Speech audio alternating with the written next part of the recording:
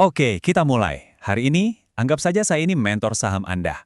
Kita akan sama-sama bedah laporan tahunan terbaru dari HRTA buat cari tahu ada cerita apa sih sebenarnya di balik angka-angka mereka yang kelihatannya fantastis ini. Jadi ini nih pertanyaan besarnya. HRTA ini nunjukin pertumbuhan yang luar biasa, gila-gilaan malah. Tapi kita kan tahu ya, pertumbuhan yang super cepat itu seringkali datang sepaket dengan resiko yang besar juga. Nah, tugas kita sebagai investor yang cerdas adalah untuk melihat lebih dalam. Apakah keuntungannya sepadan dengan risikonya? Langkah pertama seorang mentor, selalu kenali dulu bisnisnya. Yuk, kita lihat lebih dekat. PT Harta Dinata Abadi ini sebenarnya perusahaan yang bergerak di bidang apa? Nah, bisa kita lihat di sini, HRTA itu ternyata bukan cuma satu jenis bisnis. Mereka punya 3 pilar utama yang menopang perusahaan. Ada pegadaian, ada manufaktur atau pabrik emas, dan ada juga perdagangan dan jasa. Punya 3 sumber pendapatan yang berbeda ini penting banget buat kita pahami, karena ini jadi konteks buat semua angka yang akan kita bahas setelah ini. Oke, sekarang mari kita lihat gimana 3 pilar bisnis tadi bisa menghasilkan performa keuangan yang bisa dibilang luar biasa di tahun 2025. Coba lihat angka ini. Pendapatan mereka itu melonjak dari 18,2 triliun rupiah ke 44,5 triliun. Itu naiknya lebih dari 2 kali lipat hanya dalam 1 tahun. Ini bukan pertumbuhan biasa, ini ledakan pendapatan. Dan yang lebih penting lagi, pertumbuhan ini bukan cuma di pendapatan doang. Laba bersihnya juga ikut meroket, naik lebih dari 2 kali lipat juga. Ini pertanda bagus. Artinya, bisnisnya bukan cuma makin besar, tapi juga makin efisien dalam menghasilkan keuntungan. Ujung-ujungnya buat kita sebagai investor, yang paling penting itu kan laba per saham atau earnings per share. Nah, di sini angkanya juga ikut terbang. Dari 96 di tahun 2024, jadi lebih dari 212 di tahun 2025.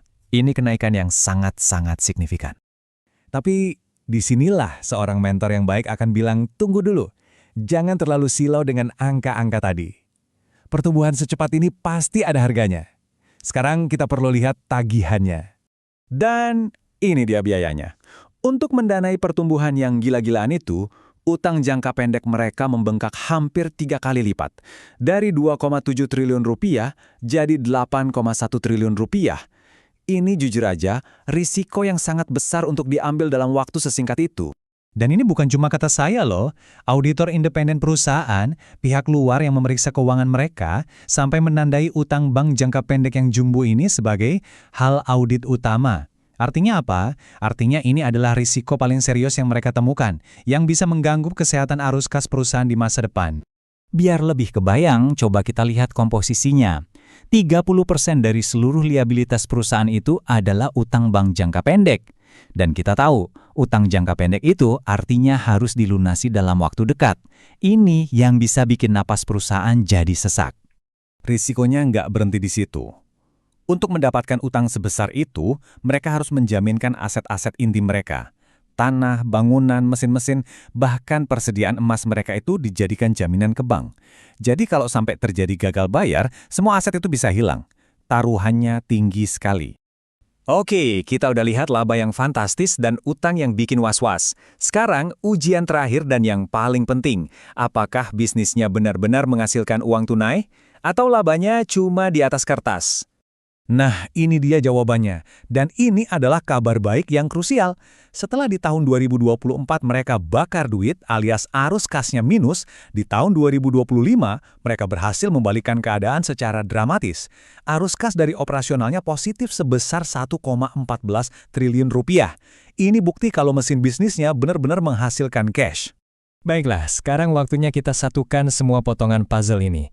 Seperti yang seharusnya dilakukan setiap investor yang bijak, mari kita timbang sisi positif dan negatifnya secara berimbang. Jadi, ceritanya begini. Di satu sisi, kita punya pertumbuhan yang eksplosif.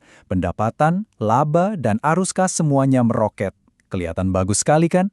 Tapi di sisi lain, ada tumpukan utang jangka pendek yang sangat besar, yang bahkan auditornya pun ikut was-was. Belum lagi aset-aset inti perusahaan dijadikan jaminan. Nah, setelah melihat dua sisi mata uang ini, pertanyaannya kembali ke Anda sebagai investor. Dengan potensi keuntungan yang begitu besar, tapi diimbangi dengan risiko utang yang juga tidak main-main, apakah HRTA ini cocok untuk portofolio investasi Anda?